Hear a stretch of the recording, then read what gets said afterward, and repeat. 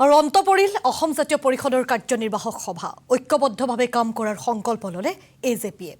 অনাগত দিনত নিজৰ দায়িত্ব সঠিকভাৱে পালন কৰিব দলটোৱে অৱশ্যে সন্মানজনক হ'ব লাগিব এই মিত্ৰতা শক্তিশালী একতাৰ জৰিয়তে বিজেপিক পৰাভূত কৰাৰ লক্ষ্যত অটল হ'ল অসম জাতীয় পৰিষদ বিহাৰৰ নিৰ্বাচনৰ ফলাফলে প্ৰভাৱ নেপেলাই অসমত মুখ্যমন্ত্ৰী পৰিয়ালৰ সম্পত্তিৰ সবিশেষ ৰাইজৰ কাষলৈ নিয়া হ'ব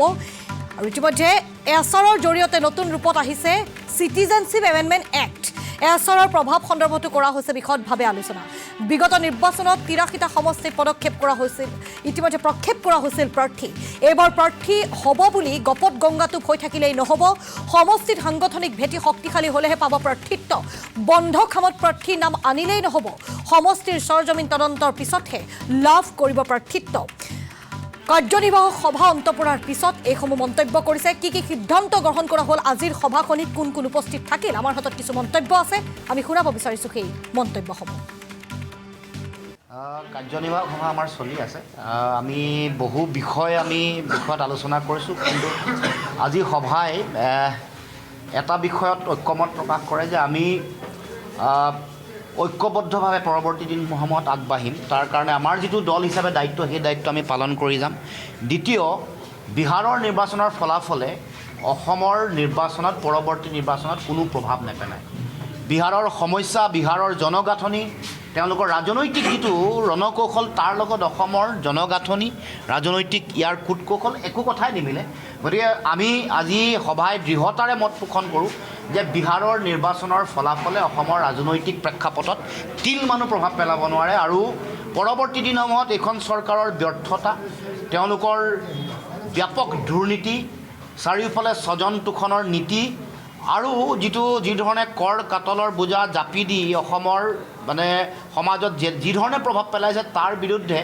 জনগণক ঐক্যবদ্ধ কৰি আগবাঢ়ি যাবৰ কাৰণে আমি পৰৱৰ্তী দিনসমূহত যিবোৰ জাতীয় ইছ্যুত তেওঁলোকে মানে সমাধান কৰিম বুলি কৈ আজিলৈকে নকৰিলে যিমানবোৰ বিষয় যোৱা 10 বছৰত এতিয়া 10 বছৰ হ'বলৈ হৈছে এই সময়ত যিমানবোৰ মিছা কথা ক'লে মিছা কথাৰ ডছিয়াৰ প্ৰস্তুত কৰা হ'ব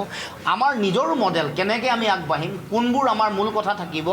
সেই মডেলবোৰ আমি যিবোৰ আমাৰ পৰৱৰ্তী দিনসমূহত কৰিবলগীয়া কাম কাজ জাতীয় বিষয়সমূহ কেনেকৈ আগবঢ়াই লৈ যাম সেই সম্পৰ্কত আমি পৰৱৰ্তী দিনসমূহত এটা ৰূপৰেখা নিৰ্ণয় কৰি আগবাঢ়ি যাম আৰু জনগণৰ ওচৰলৈ গৈ বিজেপিৰ এই জনবিৰোধী নীতি দুৰ্নীতিৰ ভ্ৰষ্টাচাৰ মুখ্যমন্ত্ৰীৰ পৰিয়ালকেন্দ্ৰিক দুৰ্নীতি এই সমগ্ৰ বিষয়বোৰ উদঙাই দেখুৱাই জনগণক অসম ৰক্ষা কৰিবৰ কাৰণে নতুন অসম গঢ়িবৰ কাৰণে এক